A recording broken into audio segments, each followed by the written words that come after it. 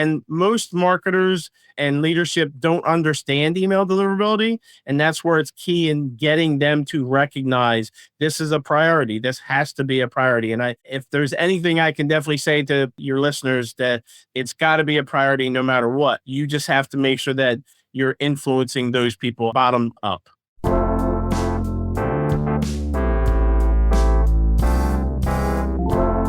Welcome to Email After Hours by SenderScore, powered by Validity. We're your hosts. My name is Guy Hansen. And I'm Danielle Gallant, and this is Email After Hours.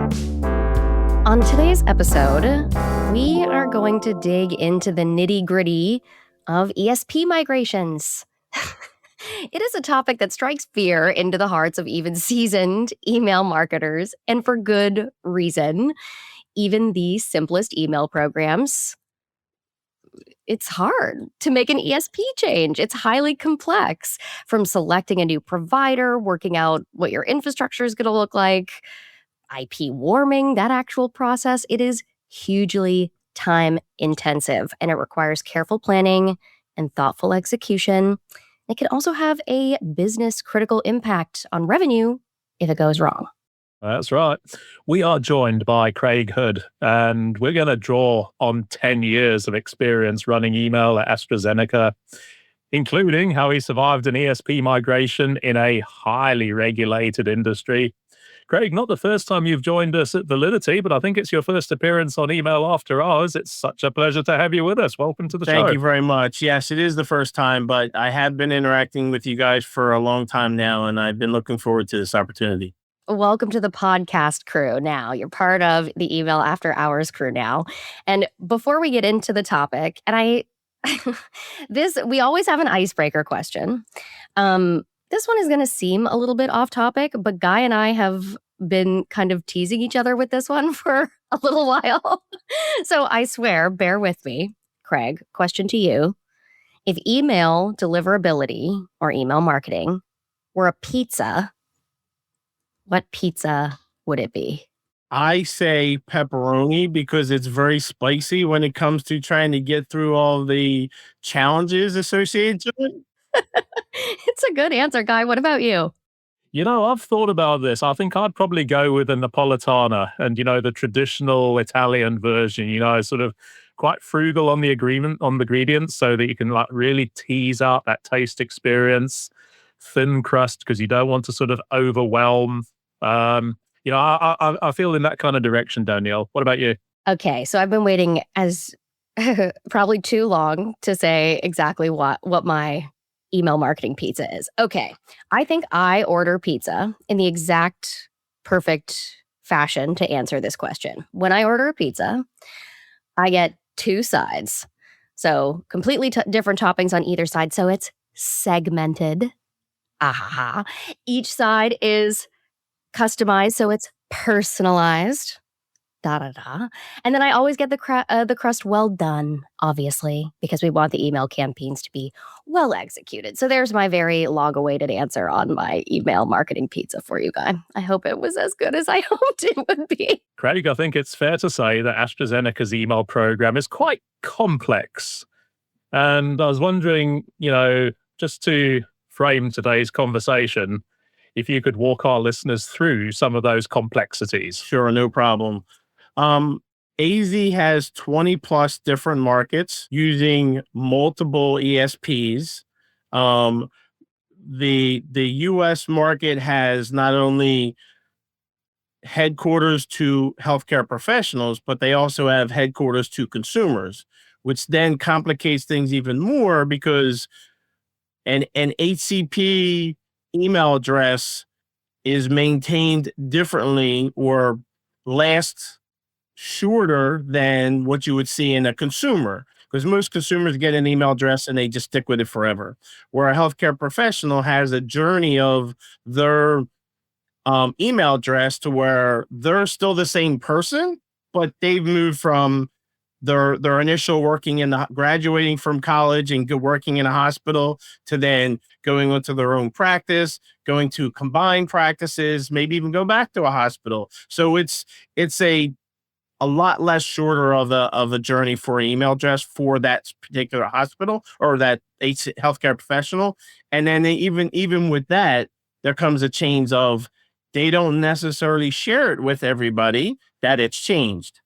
Absolutely. And, that's before we even start to factor in the fact that you're operating in multiple different countries and languages and laws and even behaviors. So, you've got a lot to consider, before you even start thinking about an ESP migration. So, especially with scalability and data integrity and deliverability, all vital considerations. So, let's start at the beginning. You made a pretty major change of platforms a while back. What brought you and your AZ colleagues to the point where you knew that you needed to start looking for a new platform? It probably was more of a marketing driven decision that our IT team stood up those. The challenging part with AstraZeneca is we really didn't have as much say into why we were changing as much as that we were changing. And we were there to be more reactive and making sure that things just didn't get messed up. And so it definitely was a challenge to kind of get through that forced migration, if you want to call it that. But in the end, we were able to be there and be successful. I mean, that's sometimes what we hear is that it's against our will. We're moving these ESPs. It comes from the top down sometimes. We were volunteered. For sure. And even choosing an ESP to move to can be a challenge in and of itself. Like there are considerations about which integrations are available, which list management features are available, what client support looks like from the new ESP. So in your opinion, Craig, how should senders, assuming this is not a forced migration, how should marketers and senders be vetting and selecting ESPs based on what their email program needs are? Like what should a sender be looking for? So what has happened versus what I recommend is definitely been different. But I think that when you're looking at a platform, an ESP, you really need to not only look at the technology, but the support you're getting for email deliverability perspective. Currently today, we're with one ESP, and we're changing in the US specifically to another. And I'm a little concerned that that transition is not going to go as well because the support for email deliverability is not there. Now, Validity as a partner with AZ has been great all throughout my career, and I anticipate that the support is going to be a little bit more relied on Validity than what we've had before because I was able to use our ESP and their support along with Validity to kind of come up with my decisions around how to maintain it and if signs show up that something was going wrong, we work together to come up with the final solution of how AZ would manage it. So I definitely would say make sure that that ESP has email deliverability support and that they're working in collaborative with Validity to make sure that it's stood up. Absolutely. And, so once you've decided who the new ASP is going to be that you're working with, the fun's just beginning, of course. And, now you're having to start to think about things like the sending infrastructure that you're going to need to support your email program. So what kind of considerations come into play at that point, based on your experience, things like how many IPs you're going to be running, what domains you're going to be requiring, that kind of thing. So what we've tried to do is to make it as simple as possible to get things migrated from one ESP to the other. And then from there, based on demand, increase the IP or domains. I will tell you that when we did the current one the ESP that we're on now, it was not really thought of how GDPR would impact our campaigns that are in the US. So we actually had to recently go through a a domain migration to specifically separate out our healthcare professionals for US versus our HCPs that are for global markets. So then we didn't have any compliance consideration. So that's probably one thing I definitely would say is take into consideration how it could be stood up, simplify it, but make sure you're also meeting the compliance regulations requirements like GDPR. Absolutely. I mean, that's such an essential. I mean, especially that you got compliance regulations like GDPR in around 20 US states now. You've got AI legislation coming into play. There's new accessibility legislation. I think they all have a role to play.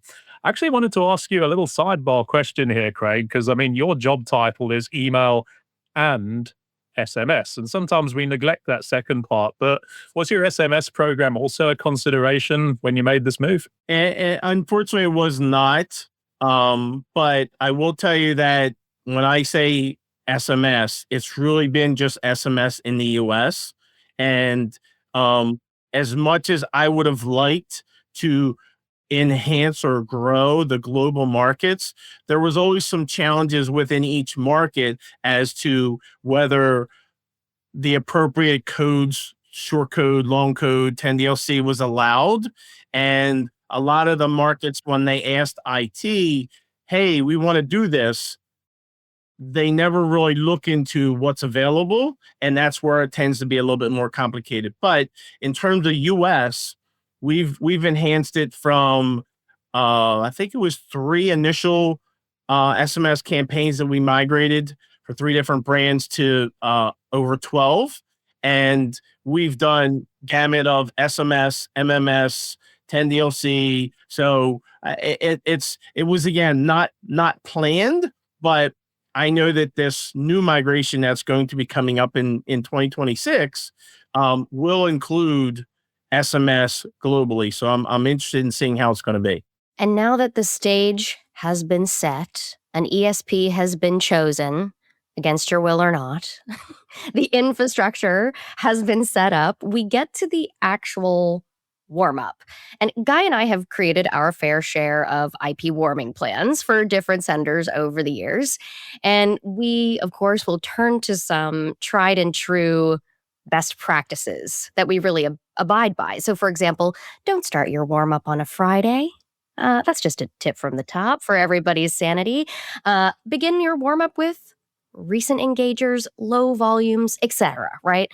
Do you agree with those best practices, Craig? And then also tell us a little bit about how the actual execution of your IP warming played out. I absolutely agree. The one thing that I will tell, and I can't remember the gentleman's name that was on your podcast before, but he talked around Gmail being different than the rest of the ISPs. And I definitely learned through an issue that you cannot plan your migration with or your IP warming with not doing something different for Gmail. Because again, I ran into a situation where Gmail then ended up impacting our deliverability, and we ended up having to re-warm up Gmail specifically. So I agree 100%, Danielle, with your thought process, but I would add the aspect of considering Gmail volume. The bad part is it was for our healthcare professionals in the US, which most healthcare professionals' email addresses are not Gmail. So I think it was a combination of low volume and the trickling of those that kind of caused us the issue. But again, it's taking into consideration what you have in your database, understanding your domains, and then coming up with the plan accordingly. So that conversation you were referencing, that was Michael Cabral from J. Jill. He's going to be delighted that you remembered that. For his sins, Craig, he went through 3 migrations in 3 years. So he sure right. Now, those we've kind of touched on this. Those first few weeks of an IP warming process are critical. Your content selection needs to be on point. You need to be ready to pivot, sometimes really fast. And I think at the best of times, we understand that pharma content can be particularly tricky. So specifically in terms of your content, was there any decisions that were taken in terms of, what message types you were going to kick off with first in the hope that it would prime the pump of your migration, if you will? I don't know that we've adjusted the content, but I think that the challenging part was the planning of how do we minimize the impact for the marketing campaigns themselves. So then they kept running as expected, but then also chose the right volume with the new IP. And what we did was we chose a different subdomain that looked very similar to the one that we had. We went from an E dot to an H dot scenario to where we were able to manage that. Again, it worked out well when it came to the migration to where initially IT wanted to do marketing.astrazeneca.com. And I was just like, no, we're not doing marketing because that just there in itself is going to challenge the receivers of the emails, be like, what do you mean you're marketing me? And like, no. So I think that's where using subdomains with minimal, maybe a single character or something like that would be a good opportunity to kind of not confuse the receivers and think that it's a different and have them see the transition. Absolutely essential.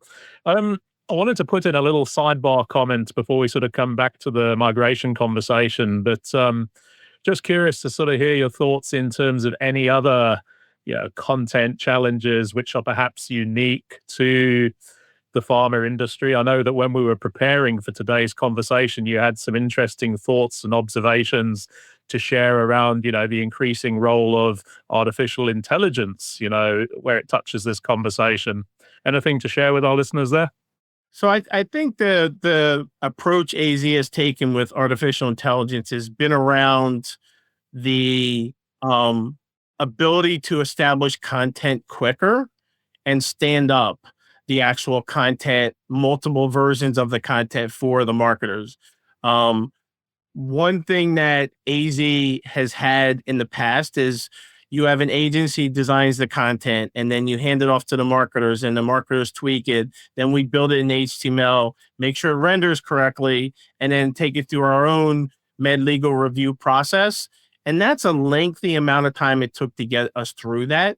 In the end, we're using other AI tools to create our HTML that is efficiently improving the amount of time it takes to stand that up. The challenging part is it still requires a marketer to actually agree to the content and agree that, yes, I can say these 5 different versions. And in the end, it's helping us get to that point, but not necessarily determining which one to use. And then the other aspect we used AI is more around the output of the initial campaign in terms of not only opens and clicks, but what audience or segmentations will allow us to use and send that next second message or third message or fourth message. That's really the 2 areas that we've concentrated on. Obviously, it just feels like AI has been kind of a buzz term, a key term. It's really coming to the fore right now in the way it's being leveraged, both by marketers, but also by mailbox providers. We're seeing just this increasing use of AI there too. And I want to just touch on the ways that email evolved in 2025. It felt like for the last couple of months there, every week we would be hearing about some sort of new evolution for the mailbox providers that would, kind of set out deliverability challenges for marketers that they had to respond to. And that's definitely not going to stop in 2026. So, Craig, in your mind, What were the biggest deliverability challenges or hurdles in 2025? Internal within AZ, I think the only thing we saw was that Gmail scenario that I talked about when we were transitioning from one instance with the ESP to another one to separate GDPR or ex-US versus US. Some of the challenges that we're still investigating and what caused that probably is a little bit more than just, like I said, volume impact. But I really think that there was some content that we chose. AZ has established two different ways of looking at or types of campaigns that drive the next message. And I think that AZ's adjusting to that has been learning, not necessarily been that's the final version we're going to have. And I have a feeling that it's going to constantly be one after the other in terms of learning with that next iteration of how can we use AI to understand all the different, did somebody go to a website and register, or did somebody look at a Facebook page, or like that whole omni-channel approach is really going to be, the data has to be there in the ESP to decision off of it, and then appropriately have the content shown. And it's going to continue to be learning. Absolutely. And as Daniel says, those changes have been relentless. Even in the last couple of years, you've got all the major mailbox providers introducing their bulk sender requirements of different flavors, all the changes in the inbox, subscription manager, sorted promotions tabs, that kind of thing. And so, you talk about another migration coming up next year, but the landscape that it's going to take place in is going to be very different to the landscape that your last one took place in. And I'm just wondering, is there anything that you would like to see AstraZeneca doing differently next time around based on those changes and your learnings from the previous experience? I think that this next time around, there's going to be some opportunities with expansion to the number of IPs we use and the number of domains we use. I think that's going to be a key to customers recognizing that we're coming from that different domain for a specific Germany market or UK market or whatever. It's just going to require a lot more work to get us there, and that's the piece that is going to be a challenge. But I think that in the end, we're gonna be able to get it accomplished. Fortunately, you've got a great email strategist to support you. As we start to wrap up the conversation today, Craig, at this point, I think it's fair to say, with the ESP migrations you've dealt with the challenges in pharma and AZ, with whatever you've got going on, you're a bona fide email marketing veteran right now. And so I think it would be really useful for our listeners if you had to give them one piece of deliverability guidance. What would it be? I think that the biggest challenge that I've had in my career is getting people above me and or the IT staff to understand that email deliverability has to be a priority. Because if you don't manage that, you're really going to have your campaigns can be designed perfectly to get to the right audience, to the with the right message. If you don't manage that email deliverability on a daily basis and understand and adjust accordingly, as you said, Guy, earlier, you're not going to have the open rates that you want. You're not going to have the click-through rates. And most marketers and leadership don't understand email deliverability. And that's where it's key in getting them to recognize this is a priority. This has to be a priority. And if there's anything I can definitely say to your listeners, that it's got to be a priority no matter what. You just have to make sure that you're influencing those people bottom up. That's right. Otherwise, all that great work just falls at the first hurdle. Craig, we need to wrap up, but thank you so much for joining us today. And you've been really generous with your insights and your expertise and your experience. It's always easy to sort of celebrate the, everything you got right. It's always harder to talk about the bits that you got wrong, but those are the most valuable learnings of all. So really appreciate that. For listeners interested in connecting with you or learning more about today's conversation, is there a best way for them to reach out to you? Sort of LinkedIn as a preferred channel? Yeah, LinkedIn's probably the best one. Awesome. So fire up the conversations, listeners. And while we're at it, be sure to tune in again next time. We'll be back in a couple of weeks. In the meantime, hit subscribe so you don't miss any future episodes. And don't forget to visit senderscore.org. That's where Email After Hours lives. You'll find all the old episodes and a load more great resources to help you become stronger senders. And Guy and I are always super proud of the guests that we feature and the guests that join us on Email After Hours. And we're always looking for new guests too. So if you'd like to join us on a future episode, drop us a comment, reach out to us on LinkedIn, or definitely drop us an email at emailafterhours@validity.com. So thanks for listening, and we'll see you in 2 weeks. Bye now. Be sure to tune in next time and hit subscribe so you don't miss any future episodes. And don't forget to visit senderscore.com for loads more great resources to help you become a stronger sender. To all you sleepless senders out there, thank you for joining us after hours, and see you next time.